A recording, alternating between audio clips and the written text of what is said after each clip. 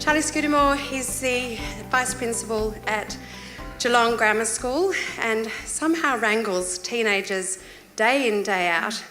And he's always to be listened to because I've only got 3. He deals with thousands every year. So, Charlie Scudamore. Mia Freedman, do you need an introduction? I think. Yes. So Mia Freedman has spent the day working in the library and barely taking a second out. I did pop out to the shopping centre and I bought a top from H&M, so it hasn't been that bad of a day. So Mia Freedman being not an enfant terrible at all, but being one of the youngest in her industry to achieve the things that she has, and I'm not going to say more because Mia can talk to that. Tara Pitt, as a mother of 3 small children, found herself on television in a reality TV show and came second in Survivor last year. And our local Annie Flamsteed, we've got to have a bit of local content. Annie has devised and inspires people, or devised a gamified program called Inspire, working with young adolescents in mental health. So I'd like you all to just give them a welcome, please. Thank you. Thanks very much, Emma. It was really kind. And before I say anything else and before we start, I just would like to acknowledge the original custodians of the land, to their elders past and present, to any other Indigenous people who are here today. It's wonderful to have you here. It's been a fantastic day for me. I arrived last night from Geelong. I am a teacher. You know, term has just started. What am I doing here? You know, I feel so guilty. You know, there's staff are back there and, you know, I get back to school and straight away there's a kid, you get a phone call, eating disorder. You know, Geelong Grammar School's wellbeing programs, positive education, we've been doing it for 10 years. Parents are here, parents are there. And I'm thinking to myself, get me to Toowoomba. You know, like it's fascinating. The world out there for adolescents is a very interesting one and it's a fascinating one. And I'm here because I love children. And I've had something to do with 3 of the Mactaggart children. And you're wagging school. And I'm wagging school, and it's wonderful. We support you in that. Thank you. Wholeheartedly. So I got up early this morning in this beautiful place, and I've been here all day, and I've been listening to some fantastic stuff that's taken place.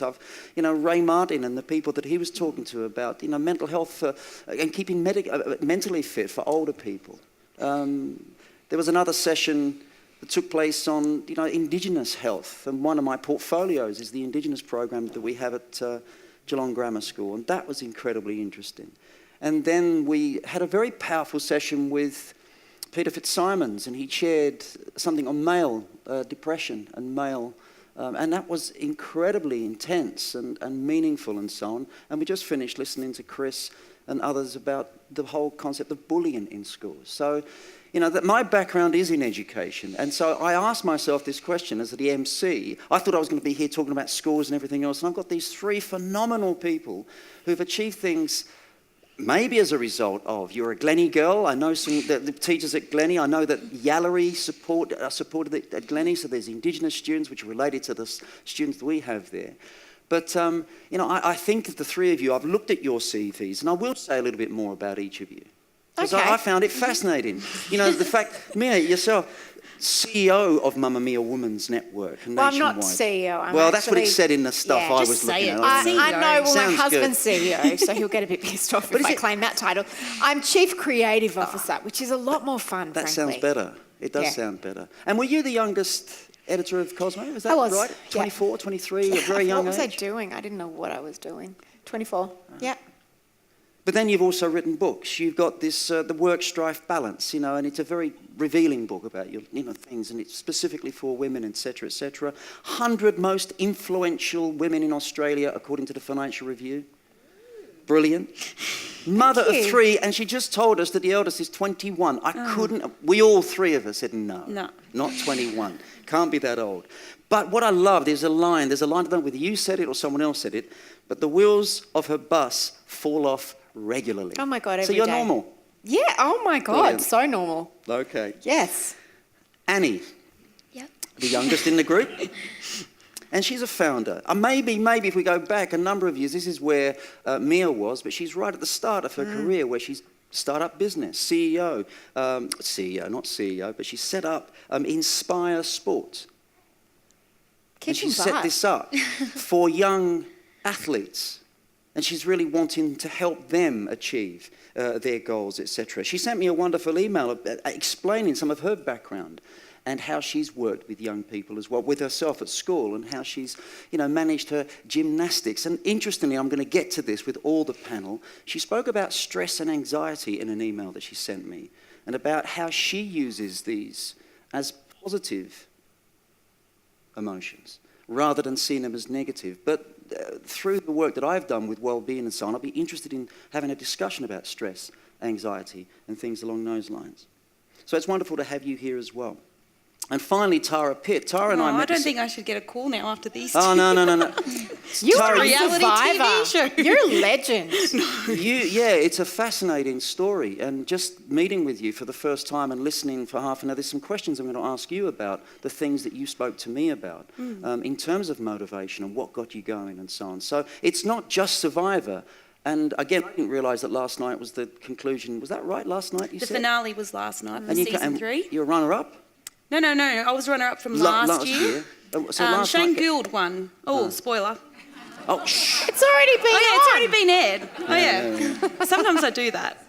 But again, you're a mother of 3 young children, and also the work that's taken place beyond that, this Mates for Mates, which you'll say something about for veterans and so on, which is linked to sort of life with dad, etc., etc. And also we had a fantastic little conversation about equine therapy. We might find out a little bit about that. So we've got these people with us today. And I'm going to start the first question. I'm going to ask the panel themselves. What is it that motivates you? What is do you set yourself, is the motivation from within? Is it for yourself? Is it for others? Is it a combination of things? Mia, I'll start with you. What is it that has motivated you in your life? Well, 2 things. I would say social justice has motivated me, feminism has motivated me, and when I put those 2 things together, I come up with the core purpose of Mamamia. We're a media company with a purpose, and that purpose is to make the world a better place for women and girls. And that is what gets me out of bed every day, and what has always got me out of bed, even before I had those words to put around it when I was editing Cosmo, and I was so passionate about including women of all shapes, sizes and skin colours in Cosmo, because I felt that the way women were being portrayed by magazines was so terrible. And now at Mamamia, that's what gets me out of bed, whether I'm promoting women's business through Lady Startup. I'm all excited about meeting Annie, and I'm like, how can I help support her and how can I get the word out about her? So I've now built this platform over a career that's been going for 27 years or so in the media, and I now can use that platform to pull other women up onto it. And that's what gets me up in the morning, to be honest. That's very exciting. And Annie? As someone who's just starting up in this world? Yeah, I think for me it's not so specific, but it's very much about the reason I started the business was because I got to a point after elite sport and after high school, and I realised that all of the things that I struggled with actually are very common in young people, and specifically in young athletes. So for me, I saw an opportunity where I can really relate to those young people, and I can really engage them in well-being and in improving their mental health. So for me, I guess what motivates me is the results that we're seeing and how engaged these kids are in using our platform and using our mobile app to actually improve their mental health. I think it's really amazing that young people, we talk about mental health as being such an awful thing, but so many young people think they're struggling with it even when they're not. So helping them and giving them the tools to sort of work through it is really empowering. Like it's better than helping yourself feel better, is seeing yourself help other people feel better. So it's pretty special giving kids those tools. Do you see your work as sort of preventative rather than reactive? Absolutely.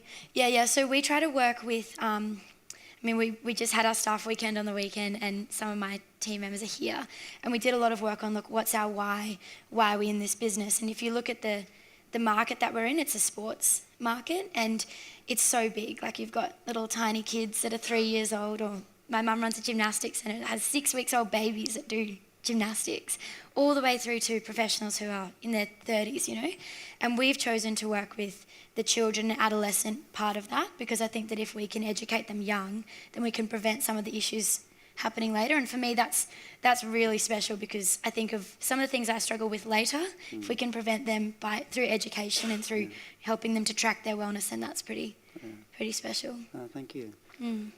Tara? Still can't believe this kid's 23. You're amazing. Don't ask what I was doing at 23. What were you Okay, doing I was having 23? No, come on, children. tell us. No. I'll change the I was question. waiting for Hold it. on, I'm interested. No. What was it that motivated you? What were in the first instance, motivated you even to apply for something like the Survivor, which seems to be a what significant gets me out of bed every day is my kids and my husband. We're very close. I think just because we've always relied on just the five of us. So my three boys are 11, 9 and 5, all boys. And then my beautiful husband, Michael, who I've been with for 12 years. And then 2016, on the 1st of August, I got a phone call from my mum to say that my dad had committed suicide. And that really shook all of us, due to the fact that we were so close. So I get up every day knowing that I want to break this stigma, if you say, stigma of, I don't want my kids to think when you're down, you just go into that dark place. So I try every day to live, through my kids. And it's one of those things where what happened to me was terrible, and it was sad, and it destroyed my family. But, on the outcome, I went on this reality TV show to deal with my grief, and I found something so more than what money or fame can give me, which is that I can actually, no kids around, but kick ass.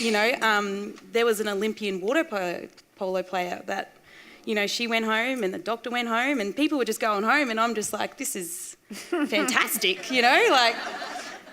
just little stay-at-home me from the Sunshine Coast, and I ride horses. But yeah, it's definitely my children, my family get me up. Did you discover anything about, like some of the qualities or the inequalities that you had, the strengths that you had through that program? I'm a little bit bitchy. You found that, did you? I was watching myself going, oh, Tara, that's I reckon terrible. you were just hangry. I was so angry.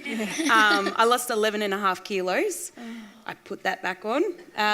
But just that whole, I'm such a social person, so just chatting with people right now, and then they walk off going, let's get her out, sort of plays with your mind a little, just a little.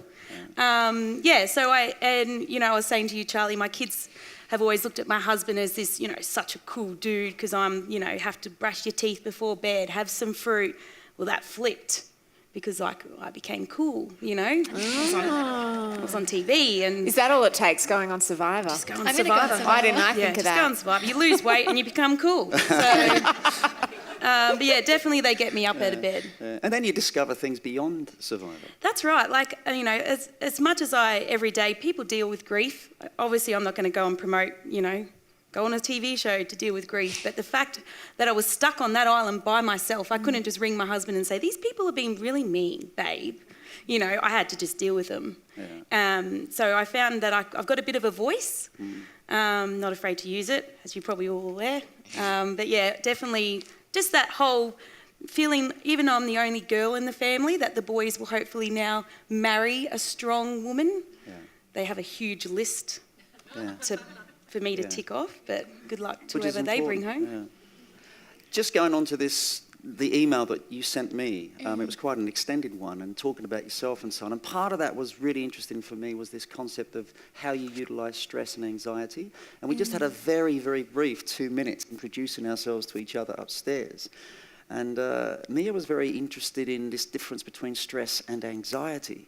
And we'll explain that in a second. But can you just elaborate a bit more on that, because I see stress and anxiety on a continuum. And it's a time thing. You can be stressed out forever, and that's not good. But having a little bit of stress, like I am now, and my butterflies going, I've been to the loo 4 times, and all that kind of thing. So can you just explain a little bit about that from your perspective? Yeah, I think just before I do that, there is a clear distinction between stress and anxiety, and I think Mia will touch on that a little bit more. I think that one thing, we were just at Glennie this morning talking to 250 kids, year 10, 11, 12, and it was super confronting. But what we explained to them was, the stress that you feel for an exam, that's not necessarily anxiety. You've got an exam, so you're probably quite nervous. And we talk to athletes about that all the time. When you're doing a competition, you're not necessarily struggling with anxiety, but you've got competition nerves. So there is a difference. But what I meant in my email to you, what I wrote was, I sort of learnt when I finished sport and started uni and then started the business and went through all the fun parts of a startup, as I'm sure Mia can tell you about, but we're still very much in the fun, exciting part, I guess. I realised that I was always coming home or calling my friends or talking to mum and dad about, oh my God, I've got so much to do, I'm so stressed and I'm having all these anxiety attacks, and I was just seeing it as a really negative thing. And then I started to realise that actually the reason I was a good athlete, the reason I did well in school, and now the reason that I can get up at 4 a.m. if I need to get my work done is because my mind is actually helping me to perform. And sometimes that can get confused as, oh my God, I'm so burnt out, I'm so anxious, it's so negative.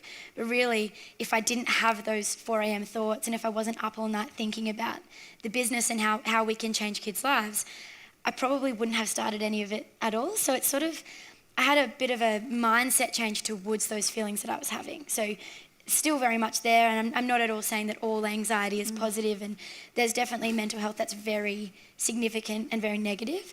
But for me, it's sort of been something that my whole life I've struggled with it. Like in school, my reports would always say, oh, if she just would apply herself a little bit more to maths, and I was off thinking about sport or something else. So it was always, my mind's always been, thinking, struggling to be present, I guess. Yeah. And whilst that's not always a positive thing, it's actually allowed me to build this company, open a gym with my dad and do all of this stuff that people say, oh my God, what, how old are you? And that's probably... That's in a good way, by the way. Yeah.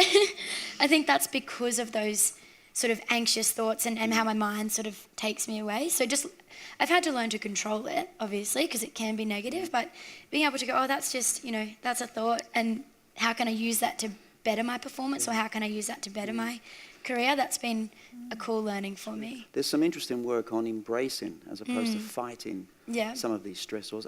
Mia, what's your take on this stress anxiety, which a lot of young people do experience? And at the moment, I've got these, I don't know how many, 240 Year 12 students, and they will all handle it differently. Every child is different, and that's the thing. So, yeah, it's true. I think that.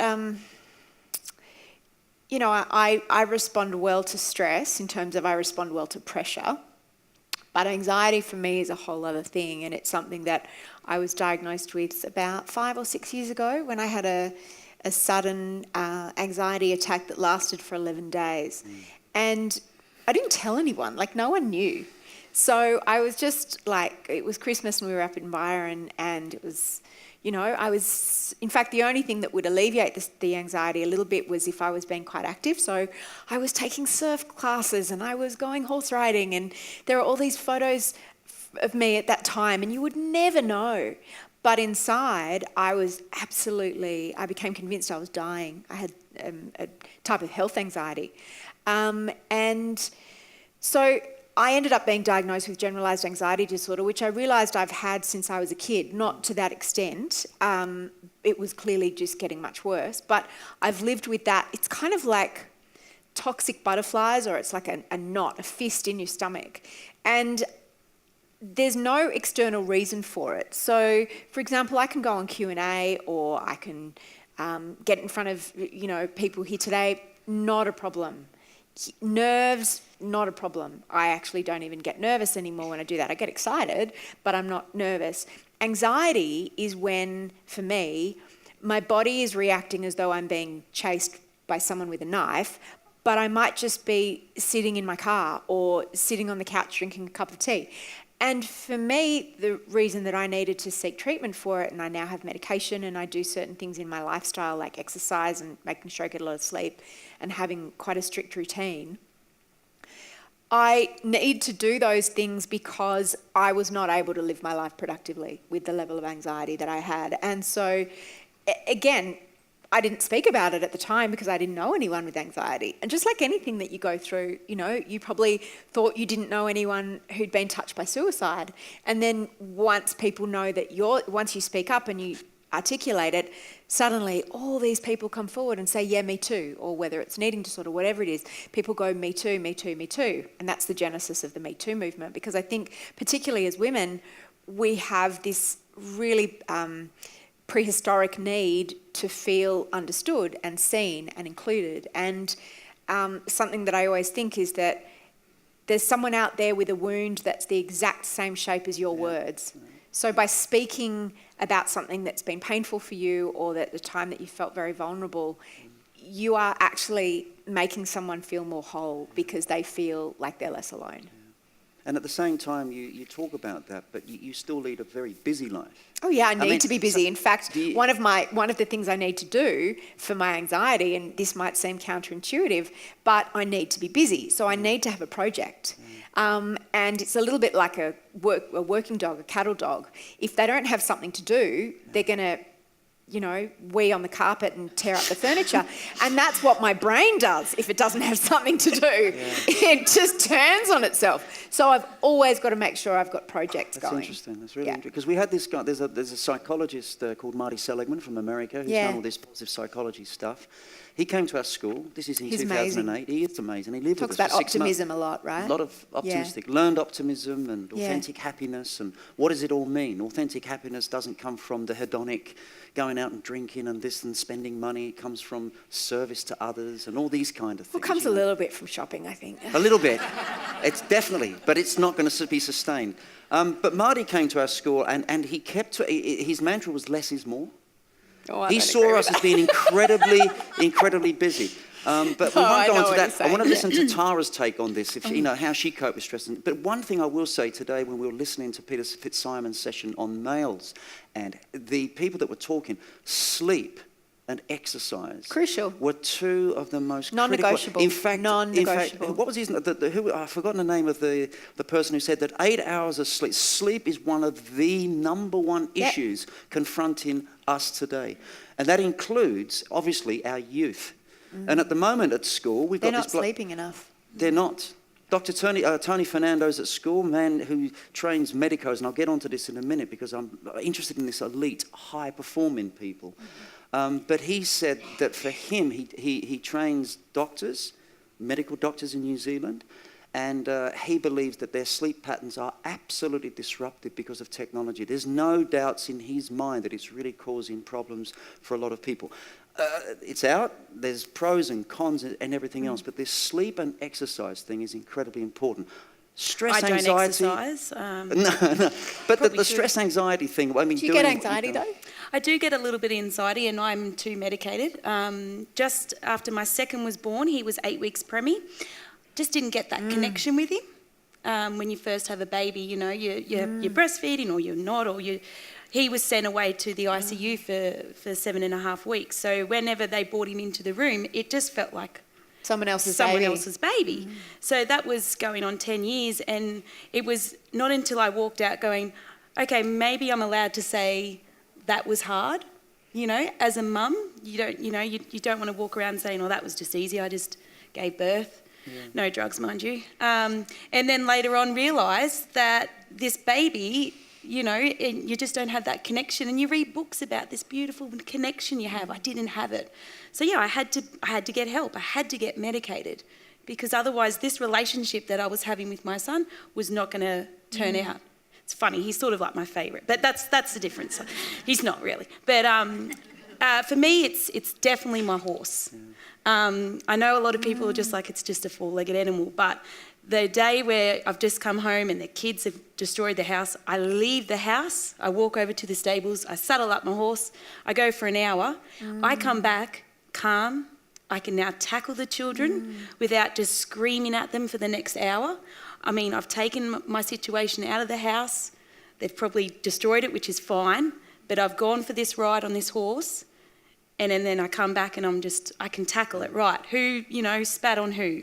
Who destroyed what? Let's just get into it. Let's work on, let's move on. It's like Survivor. It really, every day is Survivor in my house, I tell you. Right, that's interesting. Can I ask, again, this concept of helping elite athletes as such? Maybe it's because you're one. What is it about the elite athlete that motivates you to work with and try to support these? And why do they need support? I mean, they're great at what they do. I think working with elite athletes has been something that sort of naturally evolved in our business, or pivoted, as they say. We sort of tried, when I started the business, it was about how can we help young women or young girls in school to understand their mental health issues and improve their well-being. So we initially started working on 4 basic things, so sleep, mood, energy and stress, with high school girls. And it sort of moved into, well, athletes are really engaging in this, probably because I was an athlete, I think. They'd look me up on social media or something and go, oh my God, she was an athlete. Now why? So that was it sort of just naturally happened. But now the reason we work with elite athletes is because we talk a lot, and I'm sure you guys have all heard about the stigma around mental health, and everyone's like, oh, I don't want to talk about it. And there's so many campaigns out there for, it's not weak to speak and all this incredible stuff, but there's never been anything specifically for athletes. And if you think of athletes, they're kind of like people on Survivor. Like, they're on TV all the time.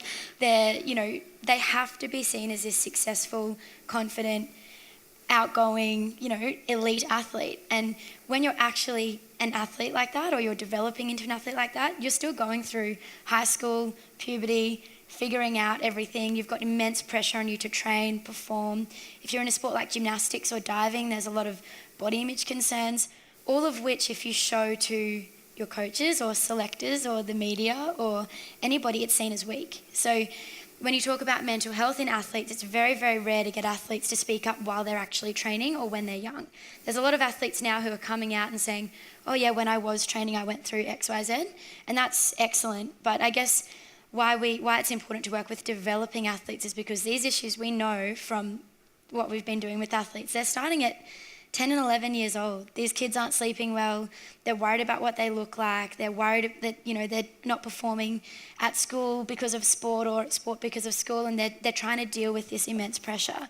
So I think it's really important to work with them, because we always say to athletes, it's okay to not be okay and be an athlete, because they think, oh, it's okay to not be okay, but I'm an athlete, so I have to be amazing. So I think that's why it's important, and we're really trying to educate athletes about, you're just a human. Like, you're going to have bad days, you're going to have good days.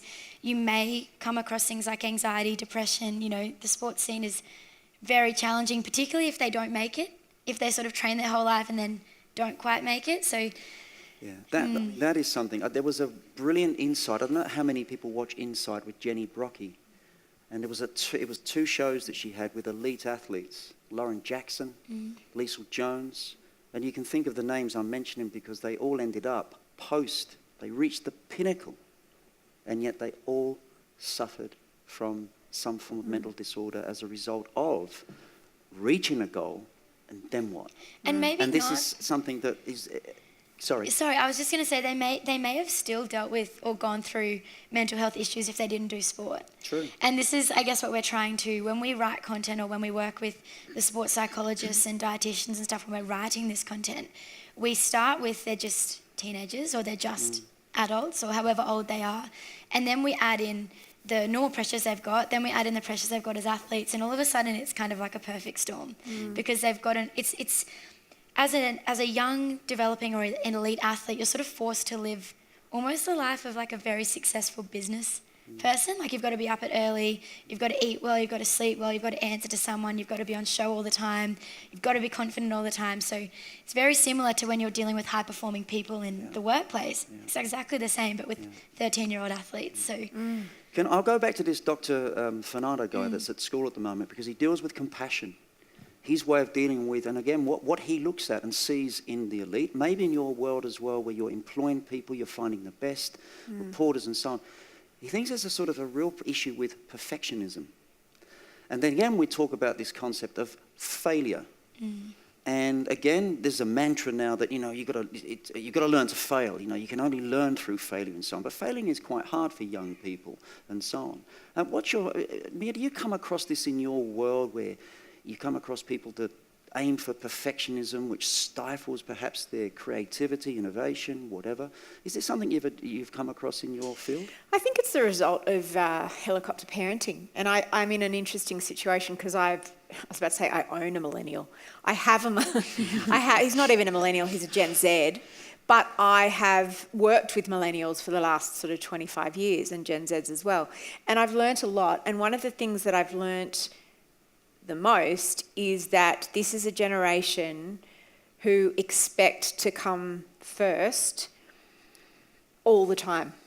And it's because as parents, we've been so worried about them experiencing any kind of disappointment or frustration. Participation awards. Everybody gets a ribbon. So my youngest son, who's 10, was at the athletics carnival when he was little a couple of years ago, and they had this thing where you have to bring a big safety pin. And it's because the kids by the end of the day are bloody weighted down by 50 ribbons that they got for just pretty much breathing. And, you know, everyone's very worried if their child doesn't get a prize and a ribbon and a thing and a blah, and there's not just first, second or third, but there's also just you get a ribbon just for turning up. And that's a terrible thing. Because guess what? When you go to work, you don't get a ribbon. I have conversations with millennials all the time where they're like, but I just don't feel appreciated enough. And you're like, that's what the money is for. You know, the money that goes in your bank account every week, that's thank you for doing your job. But they want a ticker tape parade. And I think it's our fault. As, you know, I know that I do it myself. It's like parenting is now a verb, and it wasn't when I was growing up. And, you know, I find myself, particularly when my kids were little, going, good listening, that's great waiting, good pronunciation, great sharing. Like, everything is a prize and a validation and well done and congratulations. And so when they get into the world, that's what they expect from their employer, from their partner. And when that doesn't happen, they're like, what do you mean? And so we've got a generation of kids who are not used to these feelings of discomfort. And when they feel them, whether they're sadness, whether they're boredom, whether they're frustration or disappointment, whether they're anger, they don't know how to process them. So they cut them off. What do they cut them off with? Gaming, food, alcohol, drugs, screens, whatever it happens to be, because they don't know how to process feelings. You're nodding your head. You agree with that? Yeah, my oldest Jack, it was just on Monday, brought up the bin and we got a long driveway. We were on some acreage up at the Sunshine Coast. And he goes, hey, Mum, I just brought the bin in. Yeah. It was like that movie, The Castle, where he dug a hole. I just didn't know what to say. Yeah, well done. What do I get for this? So I just said, all right, well, good. And he's like, well, you know, do I get some pocket money? For starters, I've never started pocket money, so I don't even know where that came from. But yeah, you're right. Yeah. It's just every day. It's a sense of entitlement to praise, entitlement to participation awards, to entitlement to promotions or fancier job titles. And it's really interesting, and I'm not down on millennials, and I think that I think they're incredible, and I think that it's our fault. I think that it's the way we've been parenting as a culture, and I'm interested to know what you think about that, so fixated on self-esteem, and my God, best they not have bad self-esteem, that we've not equipped them to live in the real world. But I think it's also, I agree with you, but I think parents, it's a tough one for parents. I think it's also reinforced by the values the society has. Yeah. Don't get me wrong, I'm not going to have but even reality TV is very much about award. Yeah, but I didn't get anything, by the way. No. This is a really good example. Yeah. I can show you my bank account. Yeah. Second place gets nothing. Let's not get carried away with this now. Hold on a minute. We've only got 25 minutes. No, I'm fine. I've seen a few shrinks. I'm fine. Good. But it is a good example because I came home and my kids, when I was announced, I remember I walked out to the crowd and my boy's like, what'd you get? Yeah. I said, well, see Jericho. Yeah, he won. Mummy got nothing. And they're like... That's a good lesson for them. Yeah, but and that's why I was like, I know I'm saying a bit about survive because that's all I've got. But, like, runner-up really got nothing. Do you know what's really interesting about hearing all of this is that I have had to sort of deal with the other side of it. So trying to build a business and trying to, I guess, go to uni, and you leave school as a Gen Z millennial. Yeah, I'm not you're really sure what I am. I think you're a millennial. I don't even know what I am. I don't know what I am. We're a confused generation. Yeah. But you leave school and you're like, I have to go to uni, I have to get a degree to run a company and make billions of dollars straight away. And that's pressure, man. You're sort of like, oh my God. And it's no wonder our generation, or my friends, and it was so common. And these athletes that we're working with now who are even 5 or 10 years younger than me, it's even worse with them. They're like, I have to go to the Olympics. I have to make the national squad. God. Like it's just this pressure is building and building. And I don't think my parents are here, so I love your mum. We love your very, dad. very supportive parents, and it was never sort of like we wore shoes, but I mean, like we hung out outside just like doing whatever we wanted. We had a very awesome childhood, I guess is what I'm Free trying to range. say. Yeah, it was awesome. And then we were very well supported to do sport. Like, having parents that allow you to train 30-something hours a week and do school is amazing. But I think what the main contributing factor, and I keep going back to talking at Glennie today, but it was incredible talking to these kids. I felt like I can relate to them, but at the same time I could really not, because it's just getting more and more pressure from sources that no one can control, like social media. And half of them, at the end I was saying goodbye to them, like, oh yeah, I already follow you on Instagram. And I was like, oh, okay.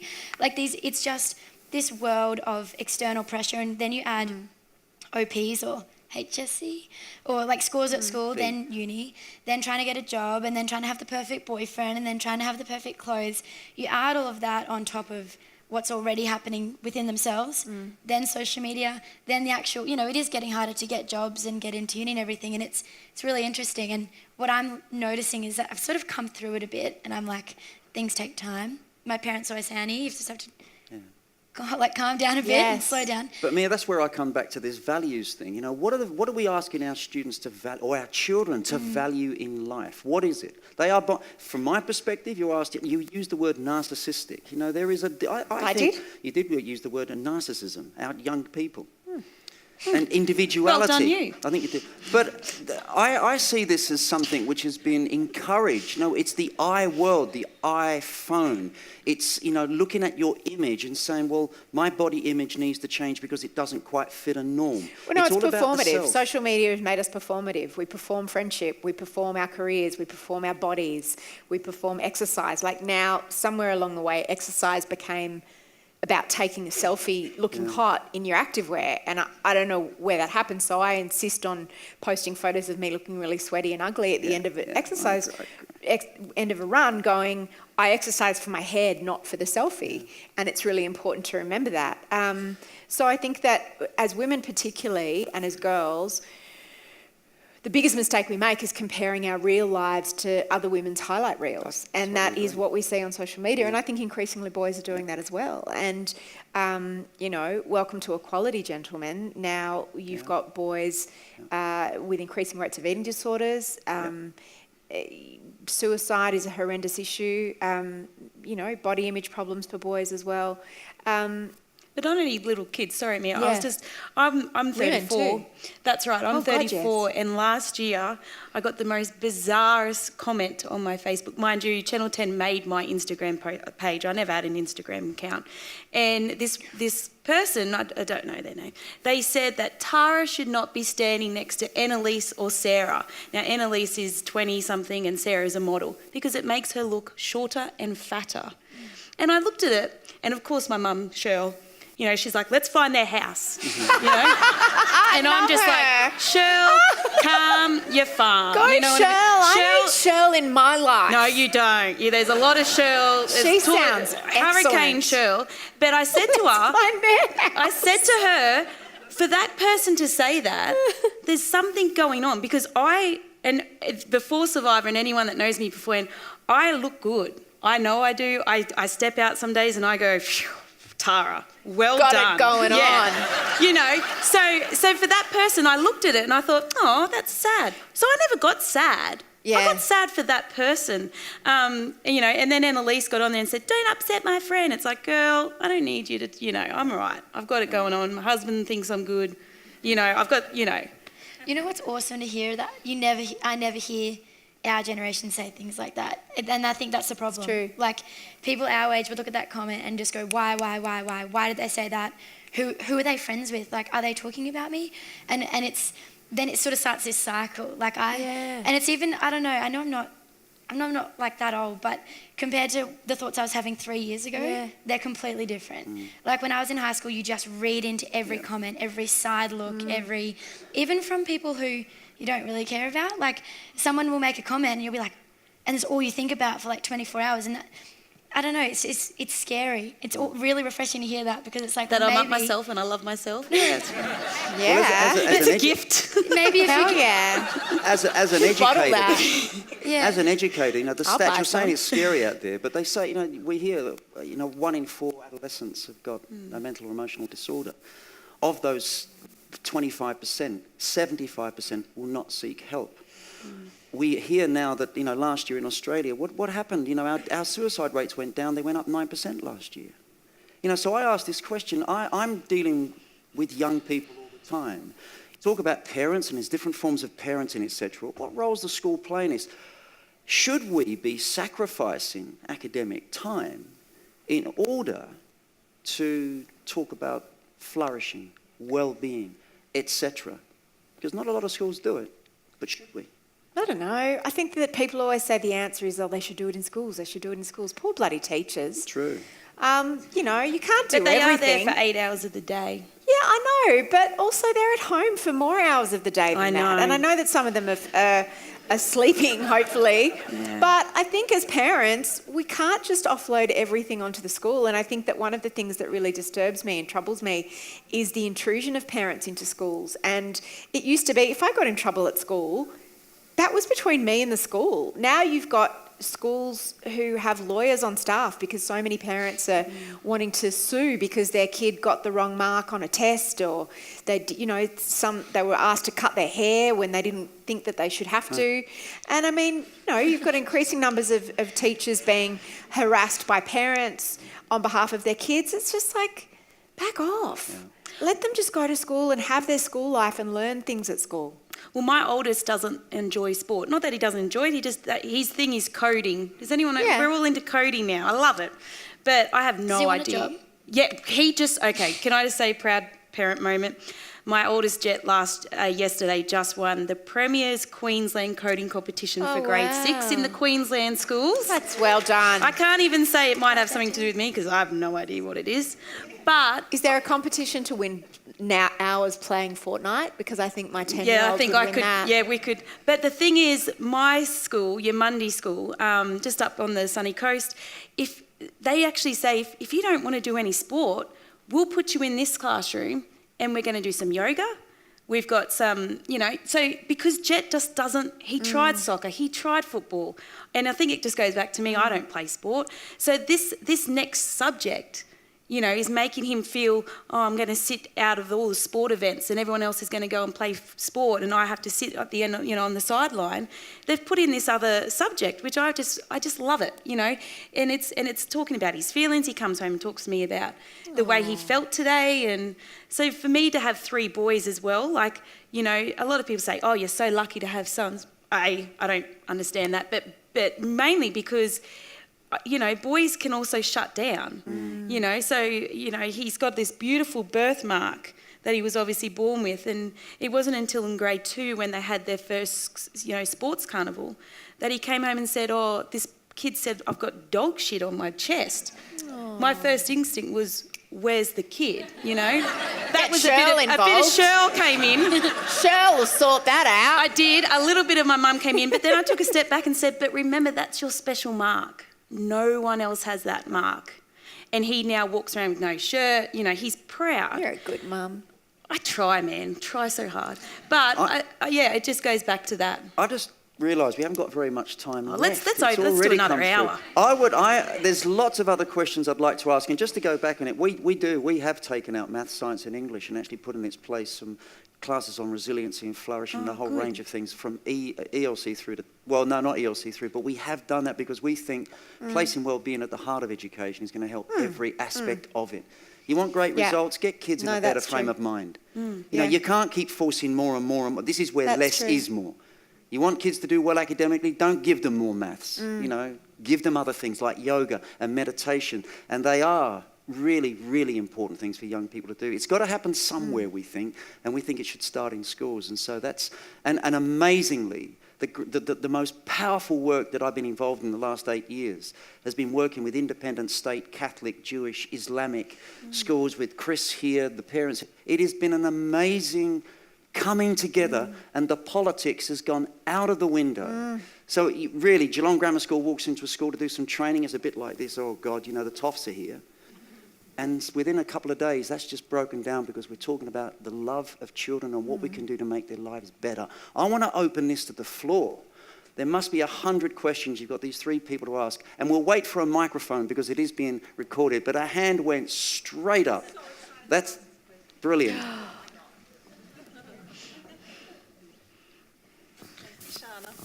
Hello? Annie, Yes.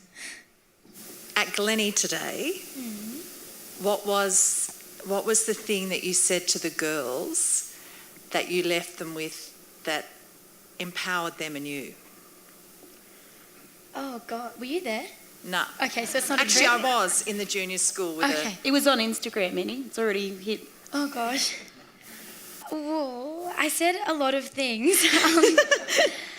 We spoke a lot about, I don't know. I mean, the last thing they said to them was that they should just go for it. But we spoke a lot about, we actually went through everything we spoke about today, so like social media and the pressure there and everything like that. But I think we got an email today from about 15 minutes after I left to the info@Inspire email address, and it was this kid, and she obviously was emailing in class, which I don't know if I agree with. Good sign. It's a principal. Bad teacher, but a good sign. Keep going. It was like two iPhone pages long, and so she'd kind of just gone like, oh my gosh. And I didn't speak to her. A lot of kids put their hands up and interacted, and she didn't interact at all. But she said that the most empowering thing, or the thing that she liked the most, was that we were talking a lot about them, not about like, oh, you need to listen more to your parents or your teachers, or you need to read this book, or you need to learn this, or you need to learn that. She said like it was really empowering to get skills that she can actually adapt herself. So she said, I could just really relate to when you said that you'd had anxiety, or when you said this, or when you said that. And it was so nice to read, because when we plan for content, or when we plan for this is what we're going to do this year and this is how many kids we're going to try and affect, we always talk about, and you might not agree with me on this, but the teachers already know it all. And the reason that kids are struggling is because they don't feel like they can actually relate to either their teachers or their parents or the other people around them or the other mental health charities that are out there, because they're like, they don't get it, like they don't understand what I'm going through. So for this kid to say, oh, Annie, I really feel like you got it, and she listened to everything I said. It was probably what you guys would say. It's probably what their teachers have been saying for ages. So I'm not really sure what the most powerful thing was. Do you know what it was? That was it? Okay, good. Good girl. Good. I wasn't Thank sure, you. but it was just, it was pretty special too. And that's what I wanted to say before. I know that we're running out of time, but when you No, said... keep going. I've left some time for questions. That's fine. When you finish. said, do schools need to do more, or do we need to put more in the curriculum? And I think yes, but I also think that like you can give kids as much information as you possibly want, but unless you're actually truly educating them and giving them a why to actually make a change, or a why to engage in positive behaviour, whether that's exercise or nutrition or meditation or whatever it may be, they have to have an intrinsic motivator. And what we've found through a lot of the stuff we've done with Inspire is if we say, oh, this is Dr. So-and-so, they're a clinical psychologist, they don't listen. But if it's Annie, or if it's Frankie, or if it's one of our young people and, they're 18 or they're 20 years old, these kids just listen. They just engage with it straight away. And that's how I think that social media can actually be really powerful. So it's about finding a balance between the highlight reel and what's actually real. But we do know that kids engage with their own generation. So if we can empower them to not fix the problems, but I guess prevent things within themselves, I think that's just as good as a school, hiring a psychologist to prevent things. No, I think it's a very good point you raise. I think some of the greatest learning can take place amongst the students themselves and so on. I think it's an interesting thing you say, because I think, when you're talking about this wellbeing stuff, again, the schools that we're working with, everyone learns the stuff. That includes the cleaners, the staff, because we're all in it together. And unless you role model this behaviour to students, unless you can go in and talk about gratitude in a lesson, and then you get outside of that lesson, you're not showing gratitude, forget it. You've got to live it. You've got to, exactly. Yeah. So, any other questions? There must be a number. Yeah, over here. Thank you. Do you think that a lack of time or energy to spend with kids has an influence on them looking for affirmation and acceptance in the wider social community? I think that, the research has shown that women, particularly the biggest thing that's changed in a couple of generations is that more and more women are working outside the home. And in actual fact, we are spending more time with our kids, not less. And that doesn't surprise me because I genuinely enjoy hanging out with my kids, but my parents never really hung out with me. That was not something that you did as a kid. You didn't hang out with your parents. But my kids, what they want to do is hang out with me. And I really, now that they're a little bit older and more reasonable, I like to hang out with them too. Something that I think is probably common in a lot of houses is kids nagging their parents and parents nagging their kids to put phones down. And I think there's often this emphasis on we need to be having quality time. And sometimes that can be a pressure because sometimes you just need quantity time. Sometimes you just need to be hanging out and not be like, tell me how you're feeling right now. So I think that there's a lot to be said for quantity time, but there's also a lot to be said for kids not having your full attention all the time. And it's back to what I was saying about kids learning that their wants don't necessarily always come above their parents' needs. And I think that's something that we've forgotten. And I think particularly as mothers, we're sort of conditioned to feel that we've always got to put our kids' wants first. And sometimes you just can't. And as an employer of a lot of young people, I would say every time you don't put your children's needs first, I don't mean their urgent needs, like if they're bleeding, but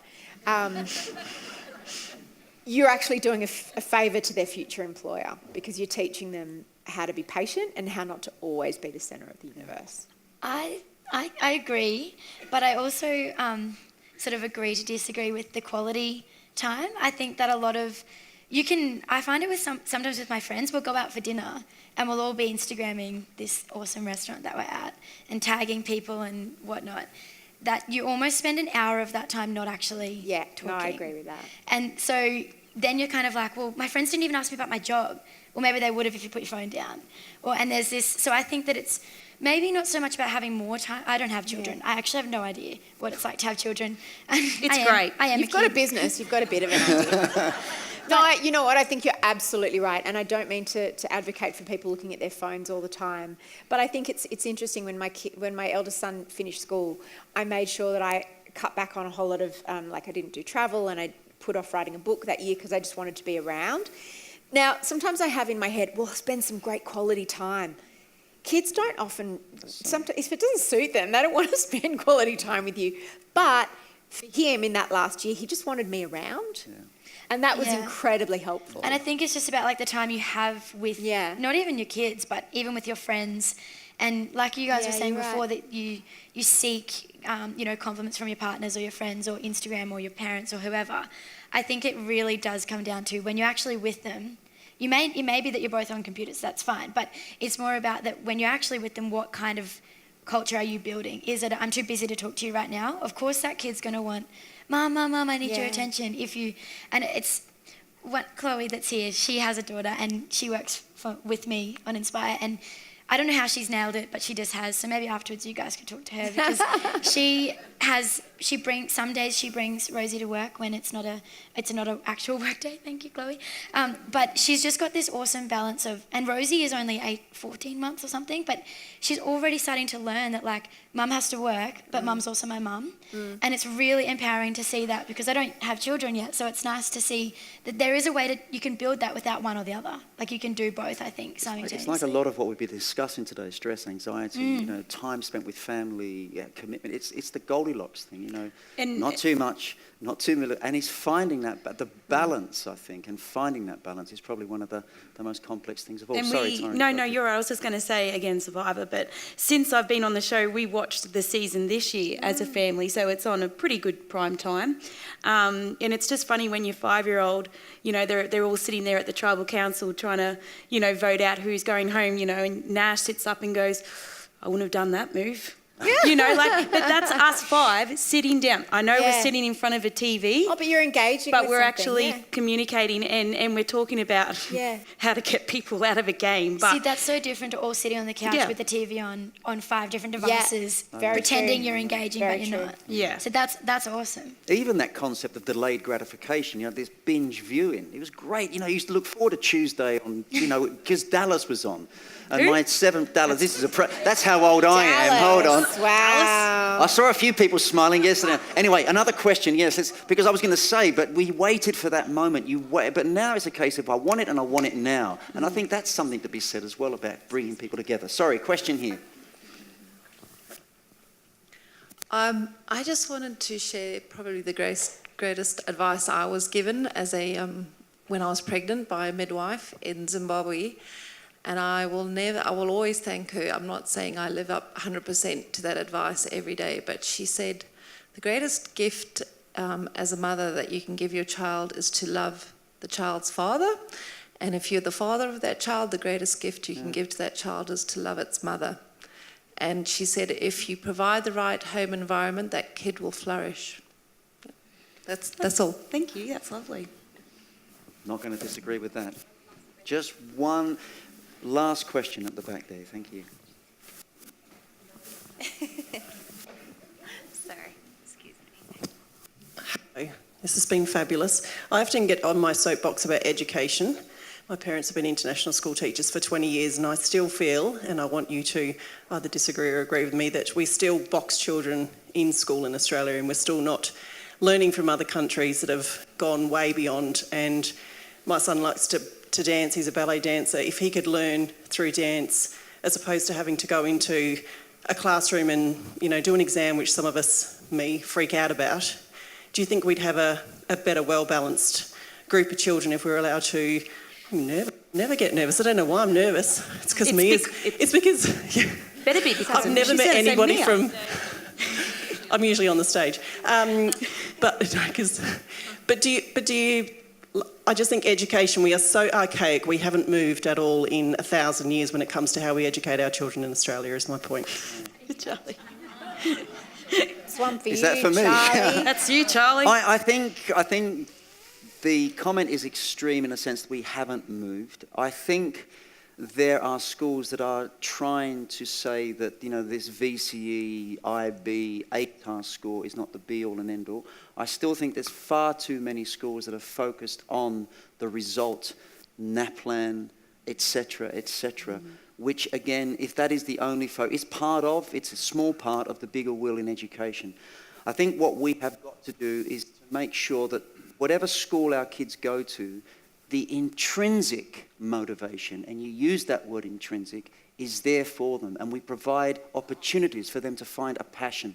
If your son loves ballet, let's give them the opportunity to explore that. There's nothing wrong with an exam. There's nothing wrong with a bit of pressure. There's nothing wrong with that. If that's all it is, there's a lot wrong. But if it's only part of, it's like, what's the best form of teaching? There isn't one form. I've been to Finland. I went to Finland to talk to them about well-being. Did you know in Finland they have the highest rates of suicide in Europe? Did you know that their adolescents have the highest rates of depression? We simply don't hear about this. So they're doing lots of work on well-being. So I agree. I tend to agree. I think we have a 19th century industrial model of education, which has not moved with the times. And the time has come for us to put at the forefront of education the well-being of adolescents, critical creative thinking, plus other things which are going to help them cope with the very, very rapidly changing world they're going into. But I think there's been a lot of good stuff happening, not fast enough, and I'm afraid to say I don't think we are properly supported. I think the last person who really, maybe even then, I was going to say Julia Gillard, when she was in charge of the education department, had some great ideas, and then she became the Prime Minister. And she lost that portfolio. I respect these people, but I just don't think they know enough about education to be dictating to us what we should be doing. Charlie, It's a complex question.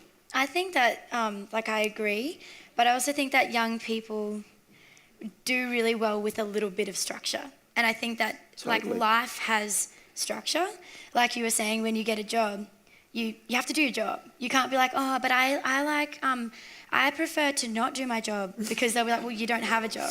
I think that there should be a balance, and I completely agree with what you're saying. Like like I said before, like school and uni has always been, I always prefer to do sport, or I always prefer to run a business. Like I've always been a little bit like that, but I still did school, I still did the exams, and what it did was it built resilience. I think that if we can sort of do both, and I'm not in the education sector, I agree with you, yeah. but my sister is a teacher in the IB curriculum, and they do a really cool job of, I guess, doing a bit of both, and sort of saying to kids like, yeah, that's okay, you can do that, but you still have to go to school, and you still have to do exams, and you still have to learn those things. And it's kind of setting them up for the real world, I think, a little bit, because otherwise we just have a whole world full of people that are like, I want to do whatever I want and it's okay. Like, where does it stop? So I think there needs to be probably more open-mindedness, but still keep that, like you said, there's nothing wrong with exams, something wrong with that's all you do, but I also think there's something wrong if it's just free range. So it's not teaching them any boundaries, it's not teaching them any skills or resilience. And if the future is